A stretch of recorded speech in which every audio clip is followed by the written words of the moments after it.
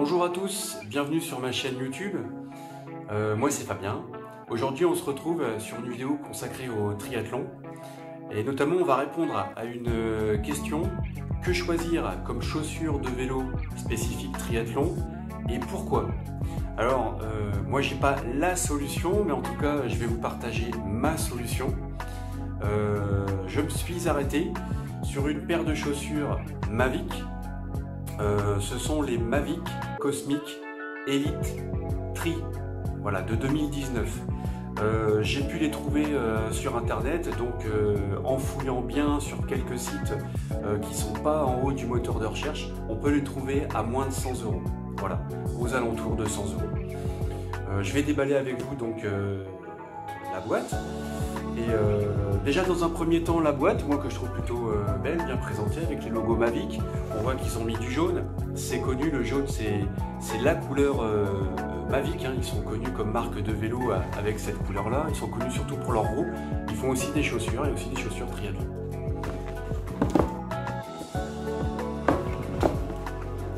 Alors, une chaussure, deux chaussures et un petit sachet de vis, donc qui vont servir pour les cales. J'enlève des petits papiers, l'hygiène. Alors, première chose, qu'est-ce qu'on peut voir de cette chaussure? Je vous fais faire le tour.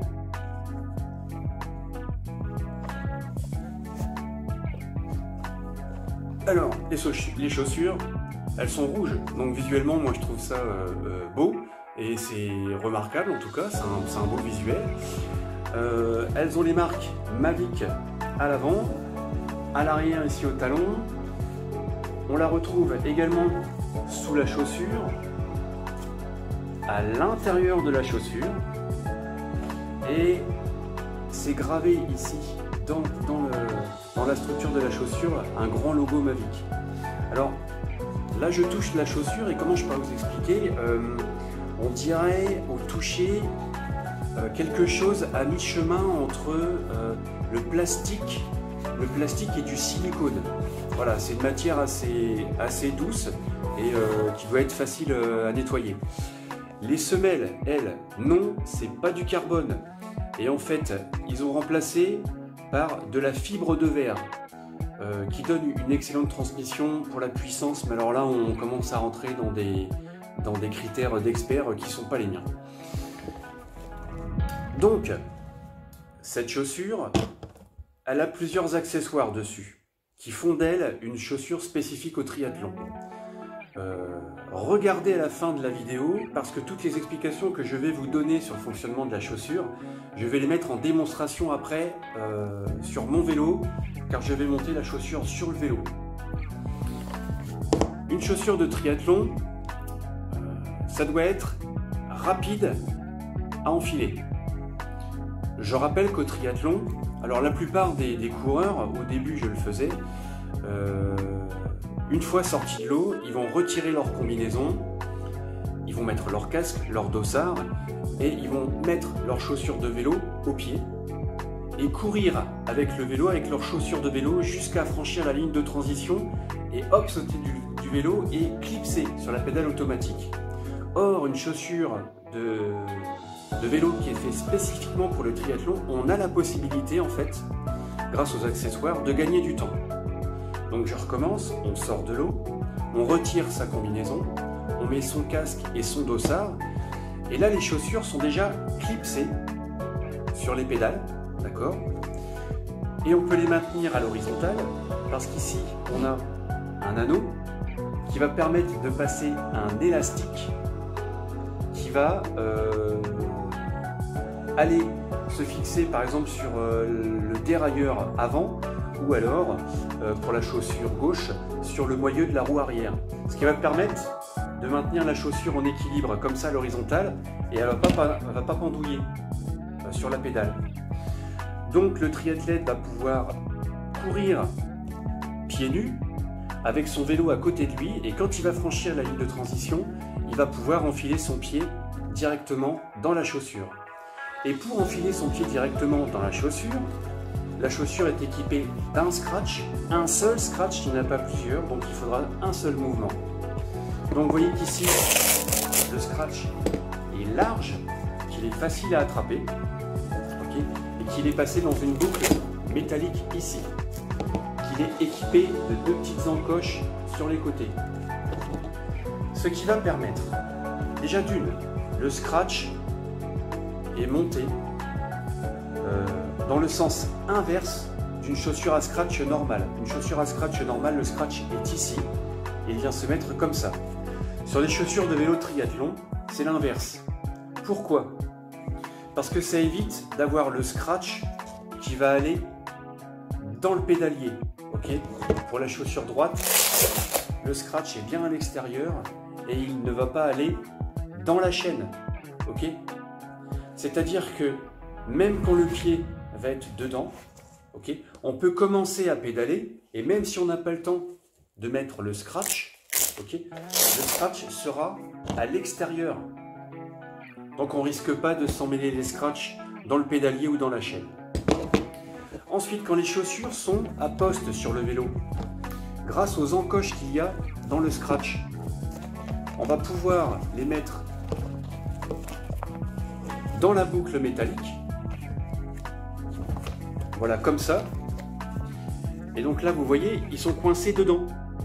Ce qui permet d'obtenir une large ouverture en permanence.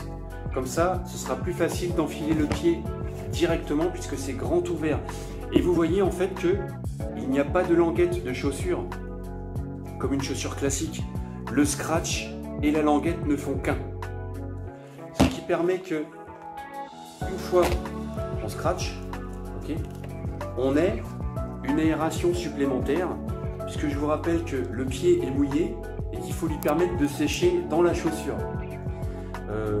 Qui plus est, le triathlon ça se passe souvent en saison chaude, donc ça permet d'aérer pendant l'effort en vélo.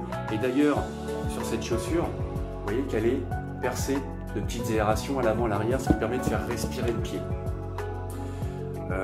Voilà pour les explications, d'accord. Si toutefois, même en ayant bien rentré le pied, avec le talon vous auriez écrasé là cette partie là en rentrant le pied, d'accord. Cette boucle-là permet au triathlète d'attraper son talon et de tirer pour finaliser la mise en place de la chaussure sur le pied. Ensuite, il y a la deuxième transition où là, le triathlète va passer du vélo à la course à pied. Donc avant de franchir la ligne de transition, il faut que la chaussure soit facile à enlever. Donc un seul mouvement, d'accord, qui permet d'élargir. On pousse sur le talon pour enlever son pied. Et là, cette fois-ci, vous allez descendre du vélo pieds nus en commençant à courir pieds nus à côté du vélo. Et c'est un petit peu l'inconvénient, c'est que la chaussure ensuite, elle tombe, et elle va aller taper contre le sol, voire quelquefois faire plusieurs tours. C'est là que malheureusement les chaussures prennent un peu des impacts. Alors si tu as un beau tapis, ça va. Si c'est directement sur le macadam, ça fait mal à la chaussure, mais c'est comme ça. Je vous laisse avec la démonstration sur le vélo avec la chaussure à poste. Donc bien sûr ici vous voyez qu'il y a des trous là qui vous servent à monter des petites vis qui vont aller fixer la cale comme ceci. Hein, ok, il y a des réglages et tout ça, mais c'est ça qui va permettre de fixer la chaussure sur la pédale. A tout de suite.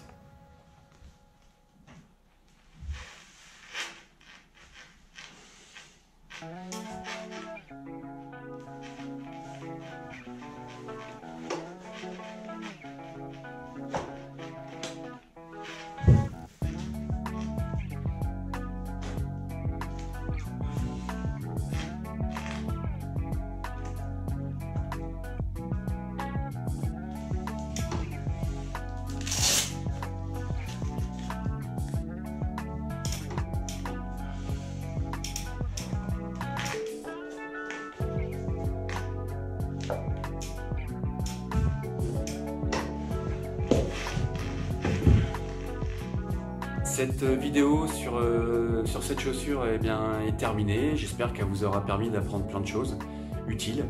Et je vous dis au revoir, à bientôt pour une autre vidéo. Ciao!